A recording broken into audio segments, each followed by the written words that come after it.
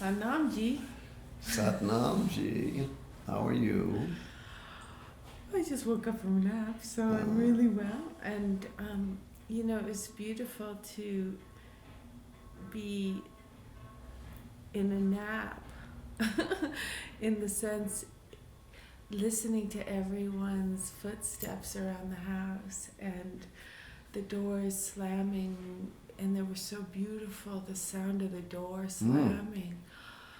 And it reminded me of being with the children again, because it, all their activities, and the house feels, we were talking about, how important it is to collaborate and to get the sound current and the authentic self and the beauty and the grace of inviting this into a unit instead of isolating ourselves and being alone. We need each other for inspiration and to draw it. And you brought Guru Ganesha band here, and everybody is here, and the tablas are playing upstairs, and it's just, and the food is cooking in the kitchen, and it's Yogi Good Bhajan. Good friends are sitting with us, and Yogi Bhajan really wanted us to be an ashram style lifestyle and householder lifestyle. So I'm glad we're in our cached gear, and thank you for this opportunity to invite you to Boulder and Gold Hill and have I think this is maybe our fourth interview we've done now. We started in downtown Boulder, and then we went to Star House a couple of times, and now we're in Hacienda de Guru Ram Das. And the here now just gets richer and richer. With age. Yes. Everyone, Satnam, get over it. Get used to becoming elegant and becoming more and more graceful with your artistry. We were just talking with Guru Sangat about the authentic self and the authentic voice, and this doesn't mean the ego or the personality. Can you say a little bit about how we can develop our voice to become more and more connected with our soul purpose? Well, I think it starts with learning how to relax. And to make life something, each moment something you're rejoicing over, because it's so special. And from that state of deep relaxation and, any kind of collaboration that you attempt with somebody who's also in a deeply relaxed, kind of almost egoless state. Non-dual. Yeah, can be, you feel you're one organism. And then magical things happen because you're also just bowing your head and seeing everything and everybody as God. And we were talking earlier about the young women who are still having to go through the hashtag Me Too, and we always want to invite and introduce people to each other, and yet if we can't trust to do that, if we do this from our heart and we invite somebody in and introduce them to somebody, and then they become seduced by this being, and then the shadow side comes through. It hurts us, well, no? Our soul knows what's right. Yeah. And, how can we protect these young women and men? Well, everyone, women and men.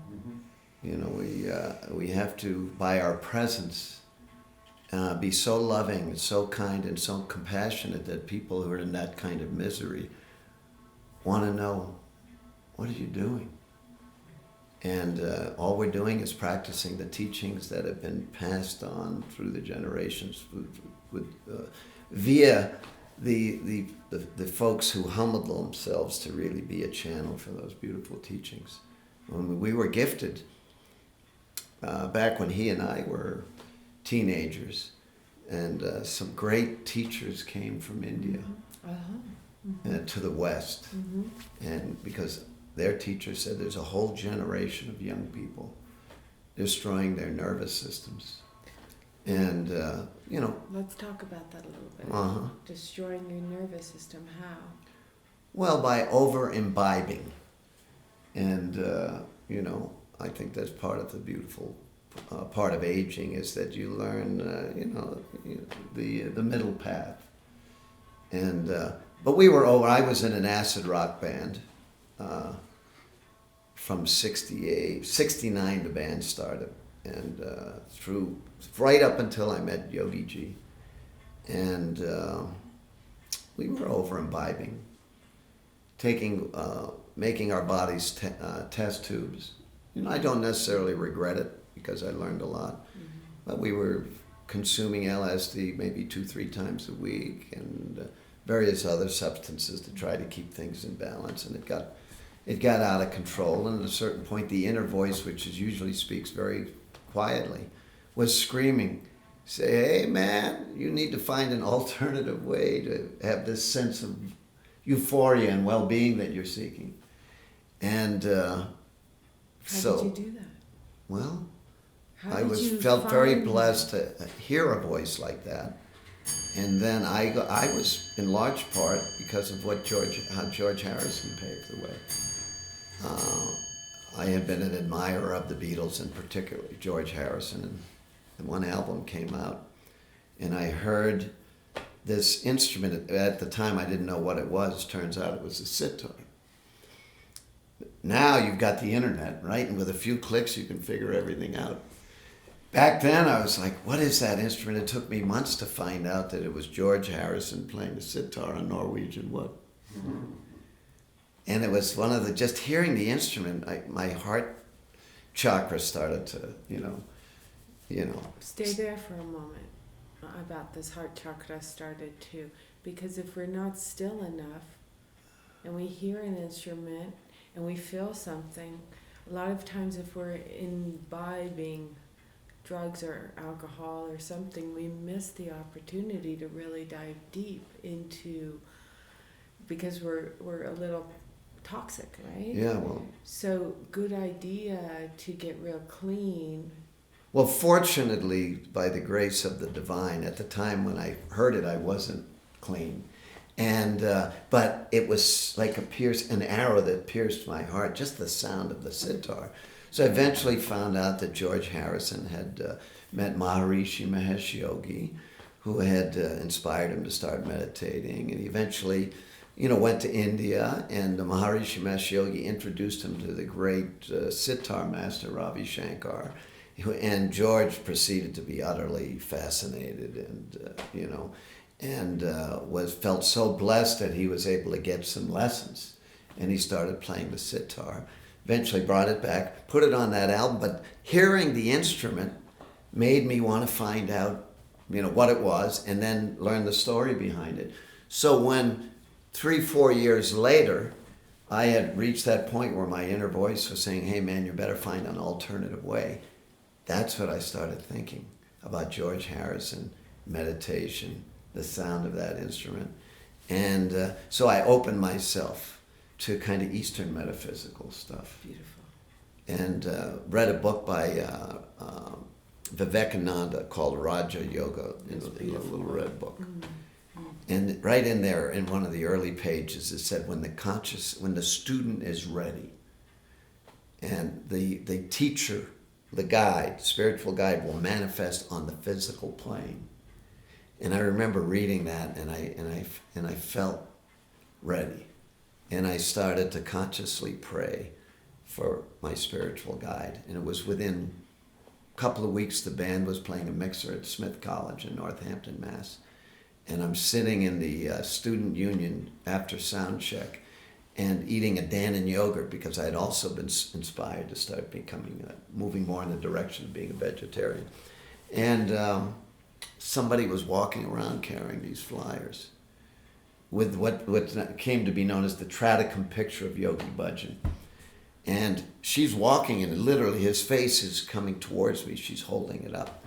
And I'm looking at it, and I was like, one sound in my mind was, that's him. One voice, and I have at least 24 voices on my committee up here, but they all were saying, that's That's him. At least 24. I got 30, but you can't. 30. And it said classes in Kundalini Yoga as taught by Yogi Bhajan. So I at the boathouse at Smith College in Northampton, Mass, because we were playing a mixer there. And I don't know why they wanted an acid rock band for a mixer at Smith College with the Worcester Polytech guys and Holy Cross guys. But in any event, I went to the class the following Wednesday. Thought Yogi Bhajan was teaching. It was a tall guy with a turban and a long beard. And had an incredible experience. But with the yoga, the Kundalini yoga and the breathing and the deep relax, but upon coming out of the deep relax, it was a young man traveling with the teacher. Turns out from Puerto Rico. He had a little orange turban on, a few hairs on his chin. Pulls out a nylon string guitar and starts chanting to Guru Ram Das.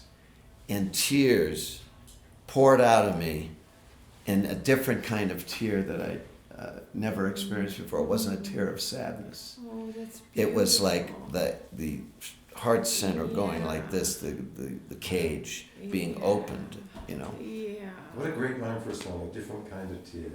Oh, a different kind of tear. Well, that'd be our song. How about that? Beautiful. Oh, that A would different be kind. wonderful, Ooh. wonderful. A different, Wow. Because this I love that. this different kind of tear. Collaboration starts. Yeah, this different Yes. kind of tear can also, because I people speak about this different kind of tear, and it's almost, and it's so beautiful when they share about it, because I just go, oh my God, you got it, you got it, you got it. Please continue to find that tear every day. It was like when I first found that deep breath. After 3 days of white tantric, I went to my tent, I lied down, flat on my belly, arms out like this, felt the hand. I saw the skeleton hand of God massaging my spine and gave me that, and it just gave me God bumps now. That inhale that I longed for all my life came to me. Beautiful. And it hasn't stopped. So keep looking for that tear.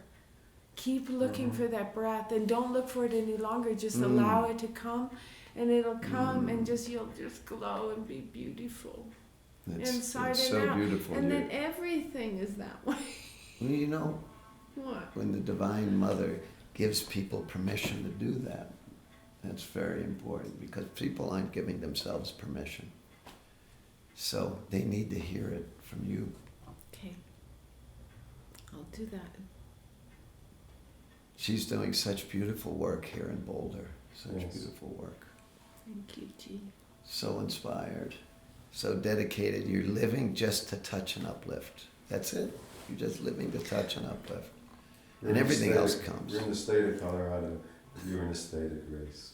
Thank you. Yeah. Thank you. Yeah. And with that, we'll say The meditation, please.